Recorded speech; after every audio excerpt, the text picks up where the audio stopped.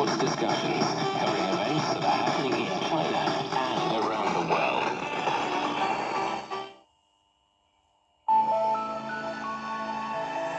Want to learn about world affairs in a more laid-back and accessible manner?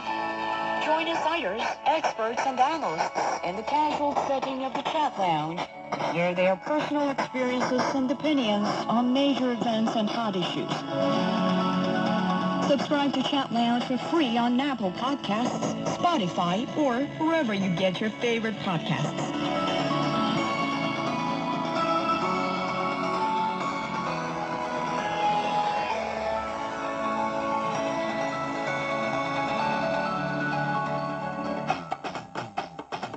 Ever wondered what's actually going on in Africa through the perspective of an African? How are things really going between China and Africa? What's the narrative of this relationship? Well, get a perspective with China-Africa Talk. Hear from African diplomats, entrepreneurs, academics, Chinese natives, and more. Get on our wavelength every week to find out what's real with China-Africa. Find us on Apple Podcasts, Spotify, Google Podcasts, and more. We'll see you there.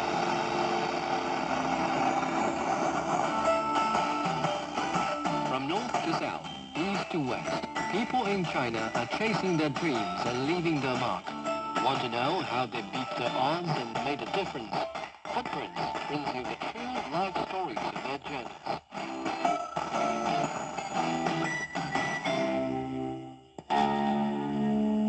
Experience the musical classics of the East.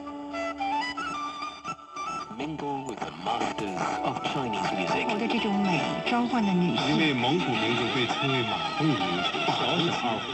Music Talks. Witness the sound of antiquity and modernity.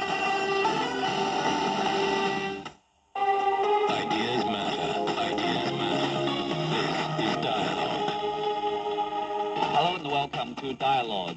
Rescue workers have been frantically searching for survivors from the earthquake in southern Turkey and northern Syria.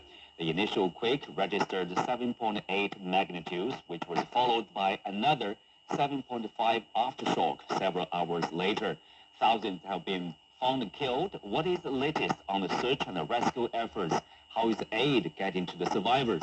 And how is the international community working together to help? To answer these questions and more, I'm joined by Benjamin Williams, Secretary General of the Singapore Red Cross, Serkan Ara, a political analyst and writer, and Stephen Hicks, Research Fellow in Computational Seismology from the Department of Earth Science at University College London. That's our topic. I'm Xu Qinduo.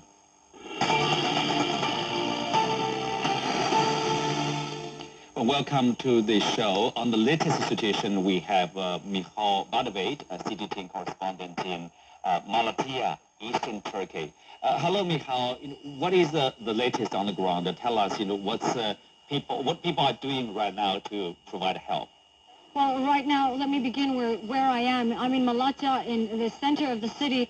Right behind me, you can see one of the wrecked buildings. This was destroyed on Monday during the initial quake. It completely collapsed in the afternoon when the second quake took place. This was a residential building.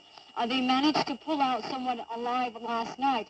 And right now, the rescue efforts are continuing desperately and frantically because they still have communication with someone inside that they know to be alive. That's why they have been working relentlessly in this area. Rescue efforts are continuing, however, in 10 different provinces altogether that have been impacted by the earthquake that shook Turkey and Syria as well.